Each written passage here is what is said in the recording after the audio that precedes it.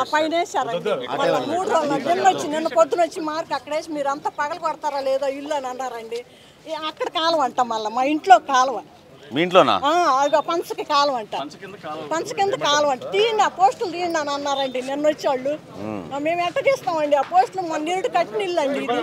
నిన్న వచ్చేయమంటాడు, నిన్న వచ్చానండి ఇది పగల కొట్టమన్నారు.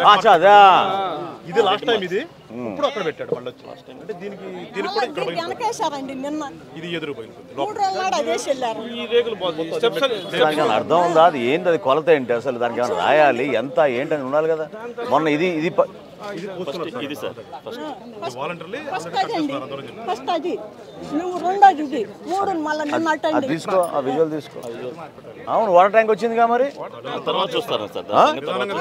తర్వాత తెస్తారంట. కాపురాలు ఉండే ఇల్లు ఫస్ట్ తీయాలంట. ముందు మా ఇల్లు తీసేయాలి.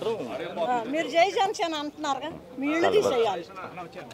నిన్న నుంచి పవర్ లేదు, నిన్న నుంచి పవర్ లేదు. నిన్న మధ్యాహ్నం నుంచి మన కార్యక్రమం పెట్టినప్పుడు మనిషి ఇట్లా ఉంటే ఇల్లు అట్ట పడగొడుతున్నారండి వాళ్ళు. ఏం కంగారు పడక, సార్ వచ్చారు కదా, ఏం కంగారు, ఏం కాదు నీకు. లేదా ధైర్యంగా ఉండండి, ధైర్యంగా ఉండండి. మీ అందరికీ ఆ ధైర్యం భరోసా ఎప్పుడు పవన్ కళ్యాణ్ గారు ఉంటారు, జనసేన పార్టీ ఉంటుంది.